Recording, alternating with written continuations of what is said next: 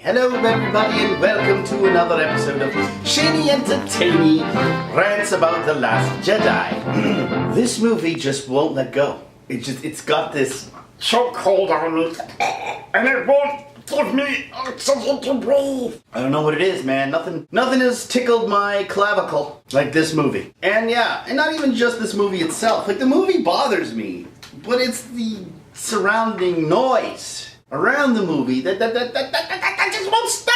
It's just like today I'm gonna do my own rebuttal, shall we say. I'm going to in order to rebuttal, you must first have bottled.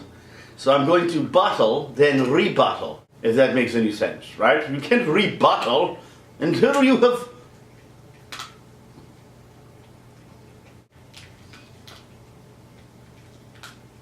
That's my dog. He's chewing the bones, man! In order first to rebuttal, you must have first had bottled to begin with. So first I will bottle, put him up, and then I shall rebuttal. What do I mean by that? Well, now there is a YouTuber that I am very fond of, okay? I'm just to be honest with you, just to be clear, I am not here attacking other YouTubers, or any other opinions for that matter. If they want to have an opinion, let them have an opinion. If they like the movie, let them like the movie. I don't care. If you have an opinion, if you like the movie, it's within your right to have a stupid opinion. No. It's just an opinion, right? You have your right to be dumb if you wish. However, what bothers me, what irks me inside, is when other YouTubers go on the attack. Not just in the defense of this movie, but then attack those like me who hate this movie. But the reason why this bothers me, this Jenny, and I'm going to tell you her name, and I'm not going to show you videos of her. I am not the type to piggyback off another video.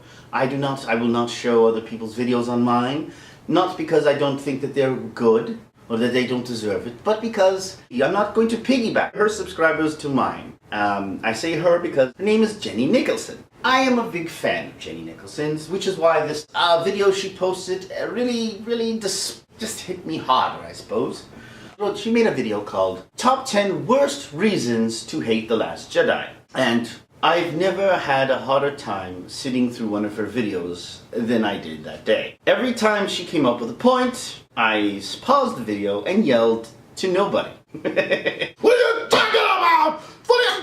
I was pulling out my hair. And normally it wouldn't bother me this much, but I had a lot of respect for Jenny. I still do. I respect her. I can't not respect her because she has an opinion. But the reasoning for these are very baffling to me. And that's why I'm having a hard time with this. Jenny, please tell me.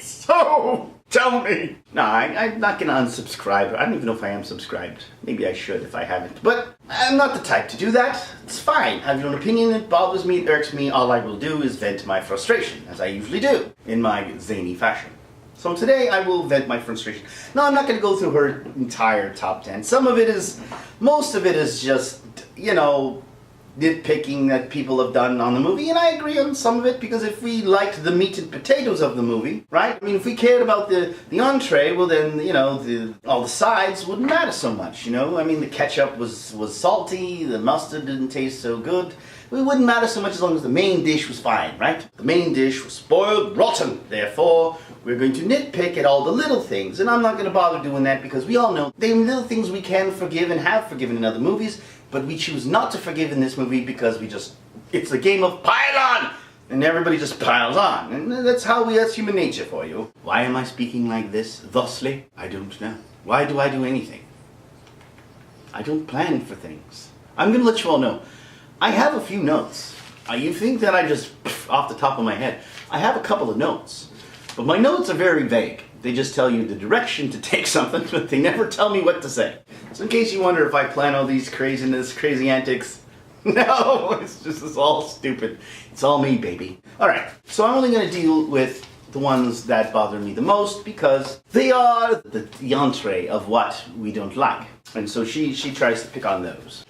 Firstly, she says in her very, how do I put it? She's got a very mild tone, I don't know. She does a lot of, so if you haven't seen Jenny Nicholson, she's a very soft-spoken, well-spoken young lady she has a very sarcastic tone to her, which I like. And she plays this sort of role where she plays this like, I don't know, maybe I'm wrong, maybe I'm right.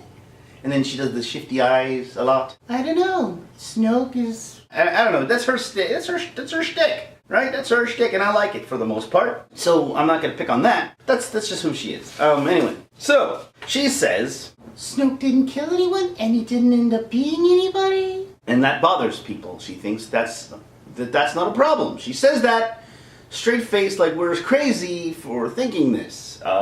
In her tone. And then her defense of this character was, who cares about Snoke? Snoke is lame. And then she talks in defense about how he was just a recreation of the Emperor. Not gonna argue with that. And that Rian Johnson wanted to make a misdirection and misdirect us into thinking that this was going to be an Empire-Darth Vader relationship, and in the end it wasn't, and so this was a subversion of our expectations, and therefore it was a brilliant take on this. And then she defends it by saying Kylo Ren is now the new villain and the major villain, and what's wrong with that? Because Kylo Ren is a deep villain with depth, and he's not all one-dimensional like, and he's got layers to his personality, and he's a very interesting character, and therefore he's a better villain. I'm going to take this one step at a time, and I'm going to unravel it very carefully, like a ball of string. Number one, people cared that Snoke died, and who cares because he's lame. He was only a rehash of the Emperor. While I cannot disagree that he was just a rehash of the Emperor, he surely was.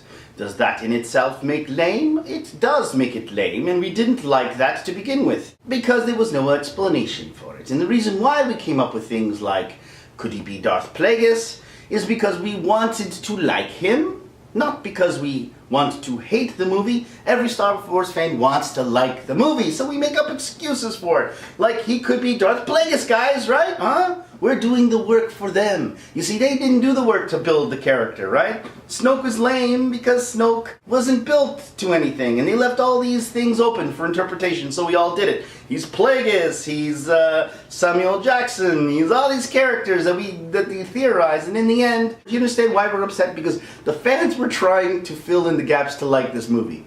We did that. We tried. We were like, they didn't give us enough of his background, who he came from, where he came from, who he was, what he did, what his power was. Why didn't we hear of him before? Where did it just rise up? All this stuff. We had to make that up for ourselves because we wanted to like Star Wars. And we were making excuses in the same way that you are.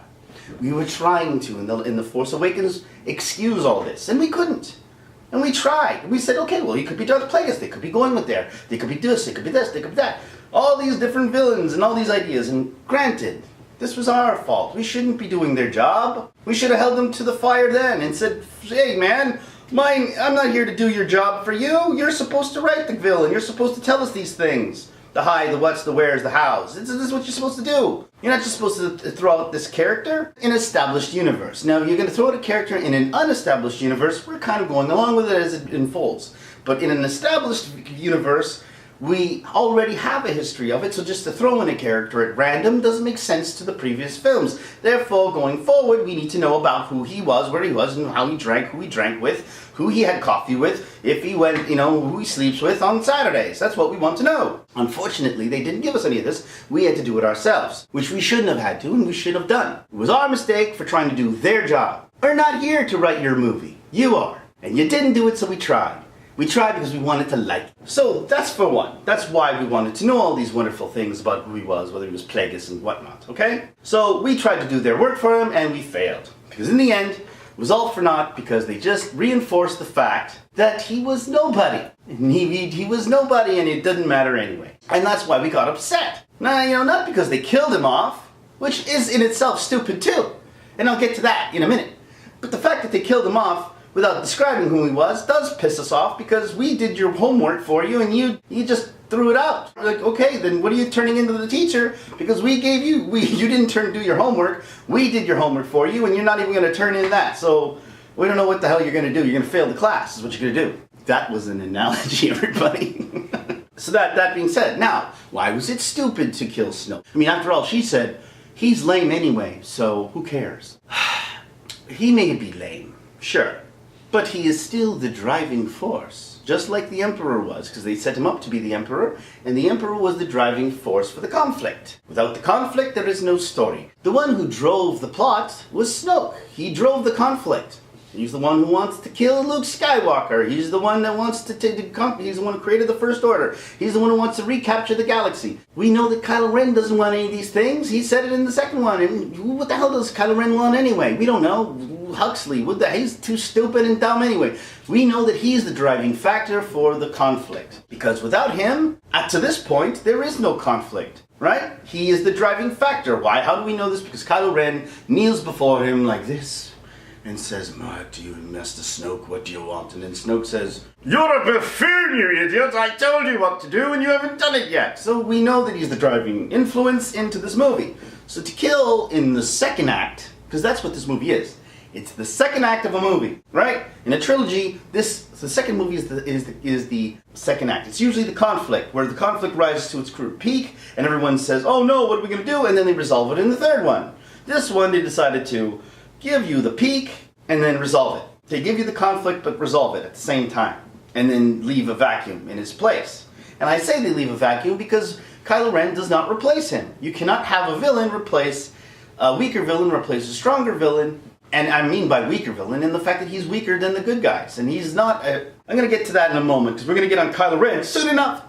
I want to finish with Snoke first. So, be that as may, that he is a lame character, he was a strong character, and he was the driving force for this character. And he was the only thing to actually fear. You need fear in your villain. Because fear drives conflict. And that's what makes you want to defeat this thing, right? Without it, just like, who cares? Why do we have to fear him? Why does he have to be big and strong? Why can't he be all conflicted? He could be conflicted, but he still has to be strong.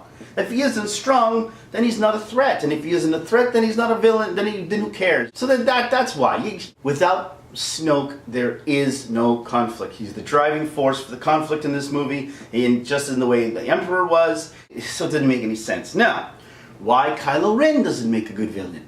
The reason why Kylo Ren does not make a good replacement villain is because he, to this point, hasn't been a driving factor for anything. He's been a participant. He's not been in charge of his own destiny. He's been controlled and manipulated into this direction. Plus, he's not very strong. Oh, she says that he's strong because he stopped the bolt of the blaster fire in the first. And that, to me, at this point, is the only strong thing he has ever done. What has he done to this point to prove his strength, to prove his intelligence, to prove anything? She says that he's overly emotional and uncontrollable, and that makes him more interesting. Well, to be out of control, and to be over emotional, and to have conflicting things, that in itself makes you an interesting character, sure, but it doesn't make you a good villain. Just because a person is interesting doesn't make him a good villain by default. There's a lot of very interesting people in the world, and they're not all villains. They're not all main villains either. Some of them are side villains, and Kylo Ren at best is a side villain. He is the Starscream to the Megatron. He is the King Joffrey to the Queen Cersei. Cersei, Queen, the Game of Thrones people, to the Lannisters, right? King Joffrey, for those who don't know, but just so I say, King Joffrey was this son of Cersei, who was the queen, and he became the king, but he's a loose cannon. He was insane. He was pretty much a psychopath, sociopath, whose only motivation didn't seem to be for the crown or for anything, for glory. His motivation just seemed to be very personal, and he didn't care. He was more like a serial killer than he was an actual overlord. Where the queen was the one who was manipulating, doing all the work. In this scenario, the queen, Cersei, she would be the main villain, and he's the side villain. How do we know? Because he got killed. Joffrey got killed, and everyone thought, he's a good villain. Sure, he's a good villain, but he's not a good main villain because he does not drive the plot. He drives the minor things, and he makes people angry, but the person who's driving the entire storyline was the queen, and she still is, because why? King Joffrey dies, and everything is fine. You don't have to come up with some other reason. Now that Snoke is dead, we have to find a new reason, a new driving force. So he in himself is not a powerful villain. And what we need is powerful, we mean not his strength, but as powerful as in motivation. And as powerful as in his drive to succeed towards a goal. A clear-cut goal in which we all can agree on. all of his interesting personality is driven for his own personal reasons, to the which we are still unclear of. I mean, what does he want? Revenge? I mean, he's already killed his daddy. Luke is already dead. He had the chance to kill his mommy and he chose not to. So what? And he killed his surrogate father, Mr. Snoke. So ask you this question, what then if it's his further motivation? He doesn't believe in the causes, right? He said it himself. I don't believe in causes. So then what is his motivation? And then that in itself makes him a very, very disinteresting main villain. And now she says, well, we don't know. It could go in any direction now because he could go in any direction. It could go here. It could want to be we could do blah, blah, blah. This is the third movie. This is not the reboot. Now it's a reboot because this is supposed to be where you resolve it. This is going to be a new thing now. They're going to have this is going to be now that you're looking at something where he's going to come up with a brand new conflict out of nowhere. And it's going to have to make sense to everything else. It's just kind of hard. That's why people say it doesn't make sense anymore. Because you can't just come up with some new convoluted reason for why, some new motivation. Because this is the third in the trilogy. This is where you resolve it. It's out of place now. Now you have to force it all into one movie. And if they're going to do that, this is going to be a 9.5-hour movie. At least. Kylo Ren is also a bad villain because he isn't proven to be stronger than the protagonist. Being Rey. Rey is already proven to be stronger than him. Remember that scene where they had that lightsaber battle and she helped him out and then they were fighting over the lightsaber and then boom, they both get knocked out. He gets knocked out and then she leaves and he's still lying there. Remember that scene? Well, she could have killed him, right? Assumingly she got out and walked away and he was still unconscious. She had him at his mercy. What kind of a villain is in the second act is at the mercy of the protagonist? It's not that he's not interesting. It's just that's not a main villain. In fact, a lot of people were saying that she should have joined him at that moment. That they should have gone together because what he was saying was making sense. So that even makes it even a horror villain that his whole conflict is yeah, I think he's right anyway. We should just join his idea. This would have worked if it was called the Kylo Ren story. And even then it still wouldn't work because his whole motivation for being a psychopath is still not real. It's not. I mean, his whole motive for being a psychopath is because Luke Skywalker, guy who would have never done what he did, was thinking about at some point, killing him, and then from there he turned into the biggest tyrant of all time. I mean, come on, man. Most people who have the level of development the way that they expect out of Kylo Ren, usually they have a backstory where the kid had the daddy issues, daddy beat him, mommy didn't care, mommy was an alcoholic, daddy was an alcoholic, blah, blah, blah, blah. Maybe Luke was hard on him. There's certain things that build to make a character turn into that psychopath he is. It's not just to say, oh, this character has layers like a normal person. There's usually reasons for why a character has these layers. Because you build as time goes on, there's a build upon layer that creates the person you are. This person woke up one day, became evil. And now to say that he's got layers is stupid. You can't just say, oh, he's got layers because what created the layers? One event in his life? Oh, no, we have to do the homework for them, right? Well, we have to assume that all of this, and maybe Leia had no time for him, and maybe, Han Solo, and we have to now do the homework again for this movie to make sense. So now we got to go into the theory aspect, and then it's our fault again, right? Because our theories, well, maybe she had this, maybe he's evil because this, and this, and this, and this, and this, and this, and this. Now we're again doing the homework.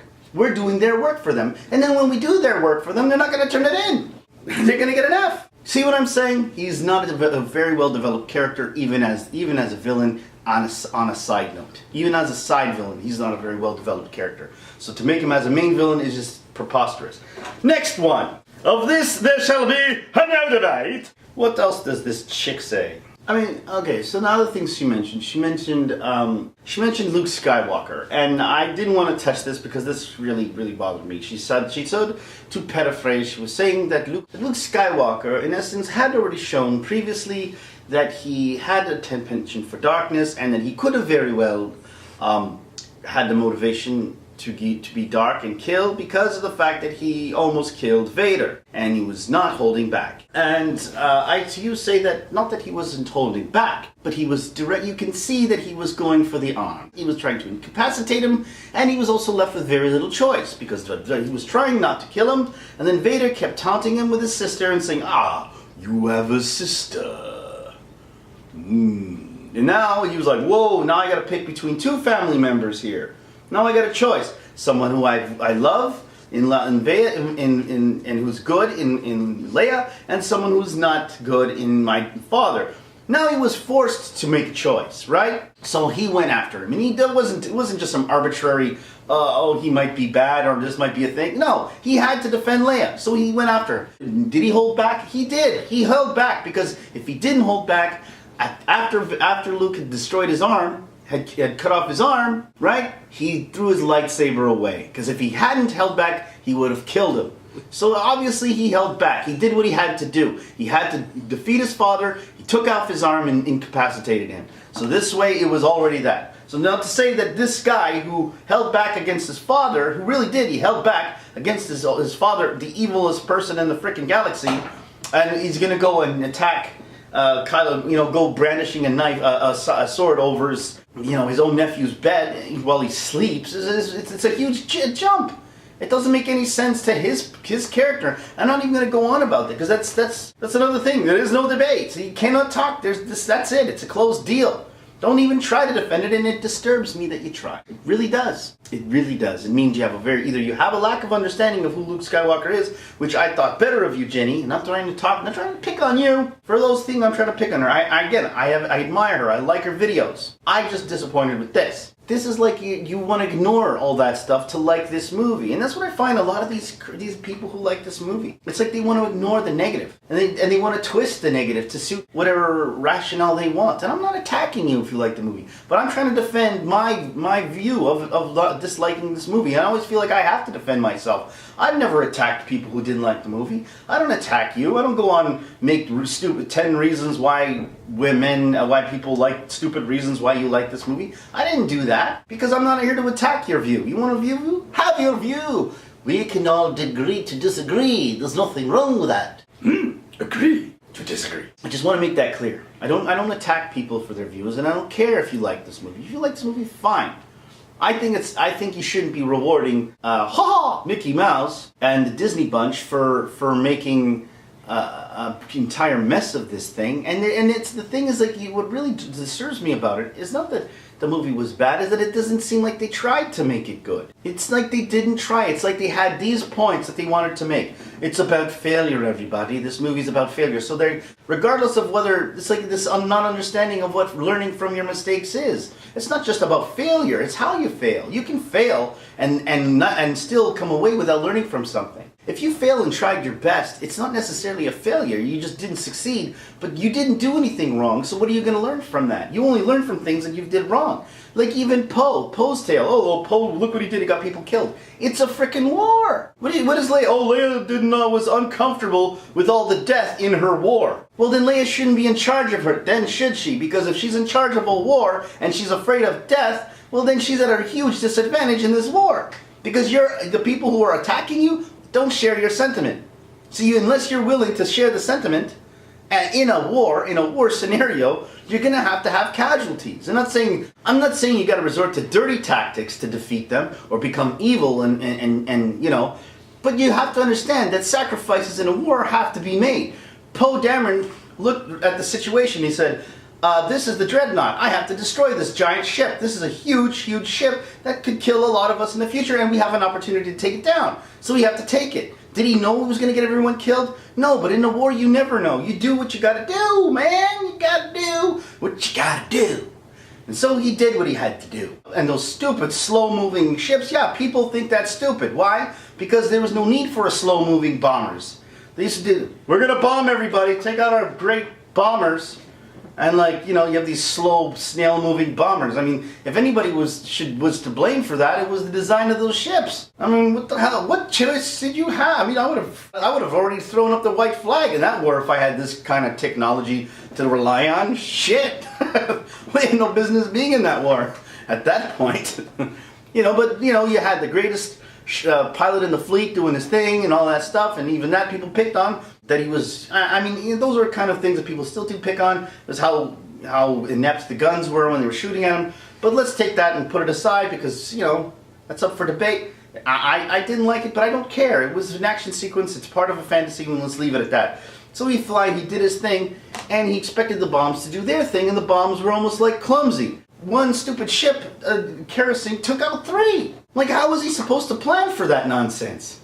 That's just stupid writing. 3 got killed by Jar Jar. 3 of those bombers got killed in a Jar Jar way. And Poe's to blame for that? You put them into harm's way. They're bombers. That's what they do. It's a war, man. And how many people did he save by destroying the Dreadnought?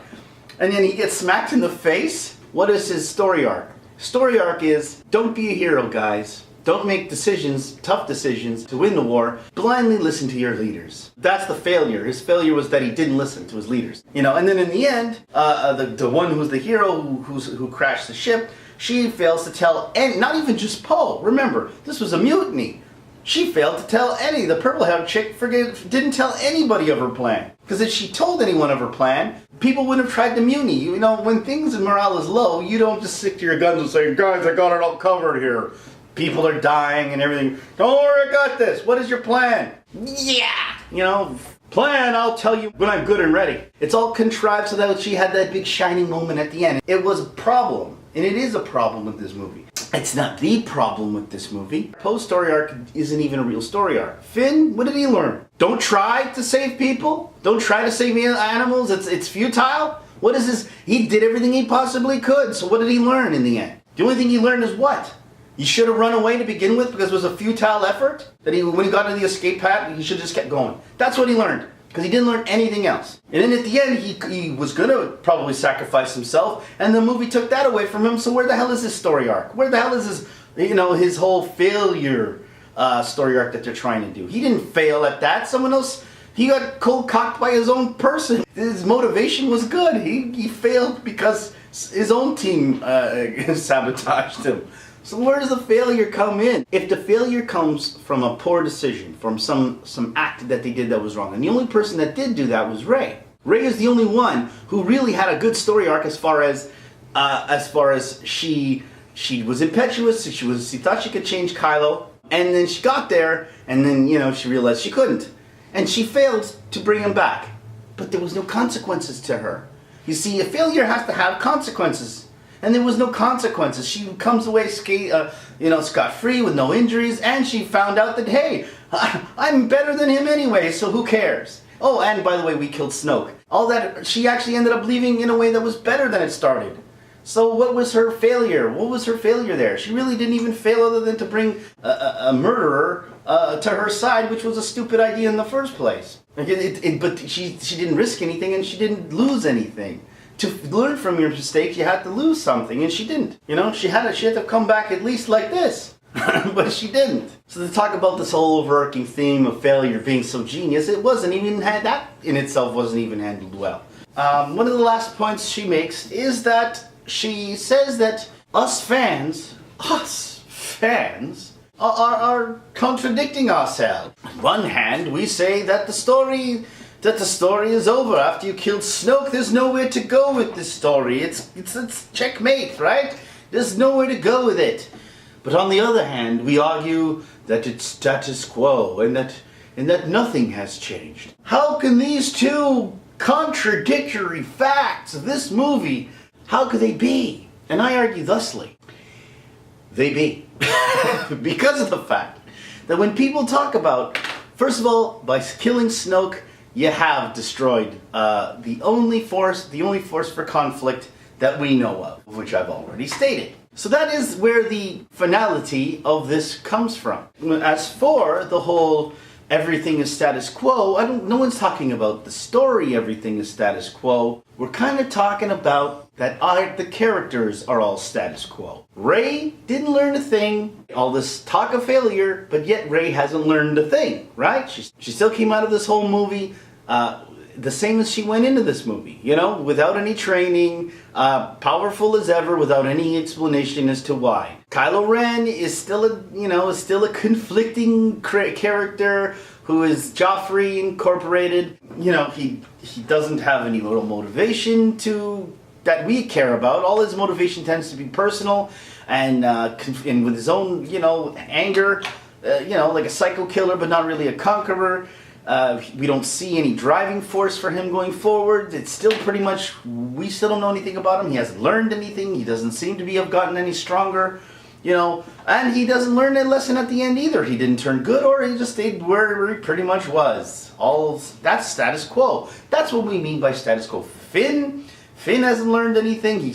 There's actually more motivation for him to be for him to escape than before. He could have had a moment where he tried to develop, when he tried to risk his life, and that was thwarted. So he ends up being the same way. Jenny, what we're talking about is the characters. I know some people are on rants, like I do. We all go on rants and we ramble. We just we just shake our fists and we just spit hot fire everywhere.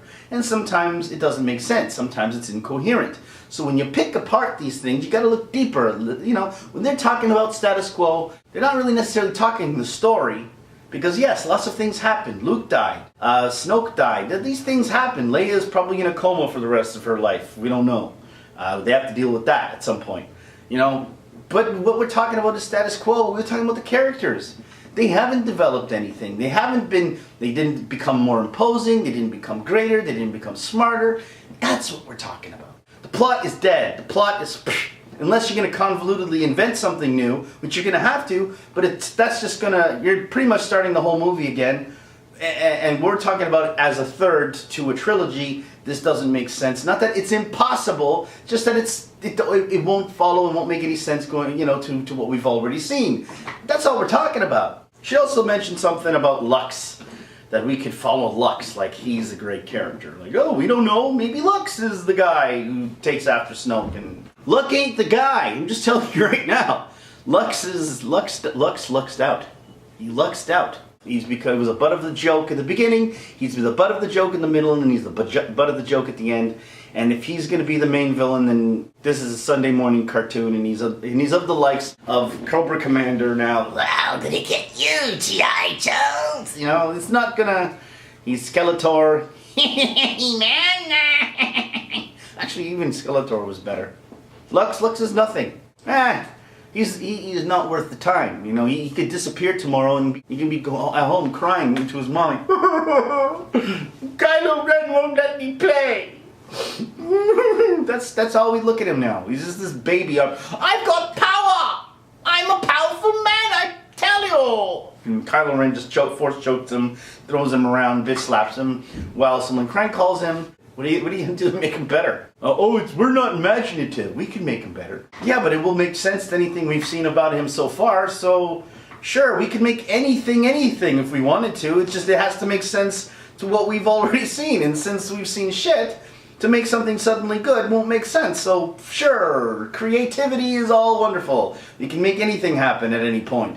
But we also, but in order to make sense and have it reasonably make sense, it has to follow suit with what we've seen, but again, that's not a problem for this movie, right? They don't give a shit about following any form of continuity. They just make shit up as they go along anyway. These movies remind me of, ever played that game? Have you ever done any form of improv? There's a game that people play where they tell a story, and I forgot what it's called, but it's like you get into a group and someone starts a story, once upon a time, and then everyone follows suit. So the first guy says once, the second guy says upon, the third one says a time. So once upon a time, there lived a droid, right? That's pretty much, everyone tells a little piece of the story. That's what I kind of feel like this is supposed to be. Like Walt Disney had this genius idea of getting everybody together, and you tell the story one director at a time, right? The only problem is, in that scenario, there's always that idiot, there's always that jerk. And this time it was Rian Johnson, that when it gets to their turn, said, once upon a time there lived an elf, and the elves lived happily in their huts, and then they died. Alright? The end. That's what he did. He kind of just said, I subverted your expectations. Misdirections. For the record, a misdirection is a bad thing. No guy likes, or girl, likes a misdirection. Yeah. That's what we call in the business a double entendre. So, Going forward, we can only, yes, imaginations can probably come up with something. I don't have any faith that they have any imagination to do so. They haven't shown it to this point. And also, there has to be some level of continuity going forward. I mean, I don't want to shit on her stuff. I mean, I'm not going to go through all her entire list. I'm just going to say that these are the ones that bothered me the most that she said. The rest are nitpicky stuff. She agreed with the Leia scene being silly, and I don't know why she still defended it at the same time. She agreed the Canto Bight scene was out of place, but said somehow it served the overall theme of which is a dumb theme to begin with. So it's like you can't, even if you want to serve the overall theme, which is to lose, and that's what it's all about. It's all about losing. You could have done it within the realm of the story. It's just, you know, to excuse that side scene that meant nothing other than to serve the overall theme, it's not worth it. It's not worth our time. You could write something else that actually a good writer would use it and somehow have it all connect and mean something and still have it served the theme, and it didn't. So to use that as like an excuse for the movie, it just sounds like excuses to me. Stop making excuses, for God's sakes! Be reasonable, people! So guys, I mean, I'm not going to sit here and pick on you. If you don't like the movie, fine, don't like the movie. But don't make these lists like Jenny did of us. You're never going to win the battle of lists. You're not going to do it. Our lists are long.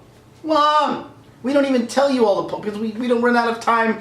I don't even talk about all of the stuff that I want to talk about because I don't want my videos to be 9.5 hours. But if I wanted to get into nitpicking of everything, these videos would be way long. Everyone would be during them. And I have to go through my list of voices and just to make it entertaining, keep people alive.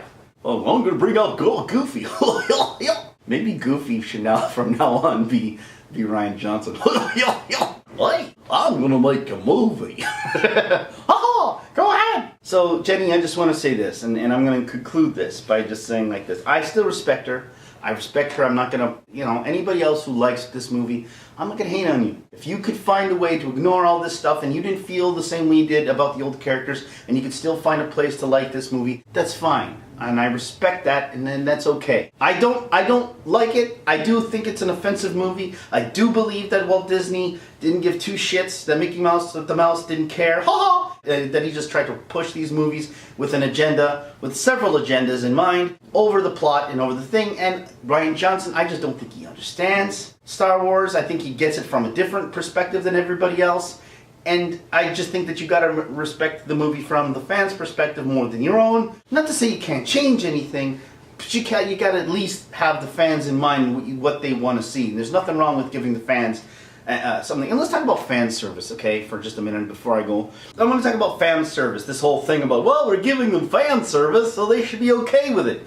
No, okay, let's be honest with you. We don't want fan service, okay? We don't go see a movie for fan service. Even the greatest fans who think that they want the service, we go to movies for the same reason we go to a restaurant, right? We want to eat a good meal. We want to sit there and enjoy our meal. The service is a very important thing. But the service in itself, just having the service at a restaurant, isn't good enough, right? Just to have, oh, did you see this restaurant has such wonderful service? They were very prompt. They took my order right away. They had everything, all the questions they had ready to go. The food came on time. The bill came on time. And in the end, I rewarded the service with some positive gratuity. Oh, wonderful, wonderful. The only problem was the bloody meal sucked and tasted like asshole. If your meal tastes like ass, who cares about the service? If you're like, this is gross. Good thing the service is good. The service is all there to sort of like be the whipped cream, the cherry on top of the ice cream. It's not the ice cream. We're not here to see the service. The service is okay. And as long as the service also sort of feels right. In the same vein, right? Yoda was fan service, but it didn't feel right because Yoda was, in a situation that he was like, first of all, why are you talking to Luke like he's still your Padawan learner? And then you use the lightning, and I'm like, what the hell? If you guys could use lightning, and here I go, talking about another issue. If you're using lightning as a Force ghost, why didn't you do it against Vader? And why did you wait? You could have just gone, become a Force ghost, snuck in there, and then shot the Emperor in the face, and then that would have been it. But no, they introduced something that, again, it hurts the rest of the movies. Anyway, I just want you to understand, it's not about the service. You know, it's about the food. It's the food in the restaurant. The service is important, but the service isn't the main thing.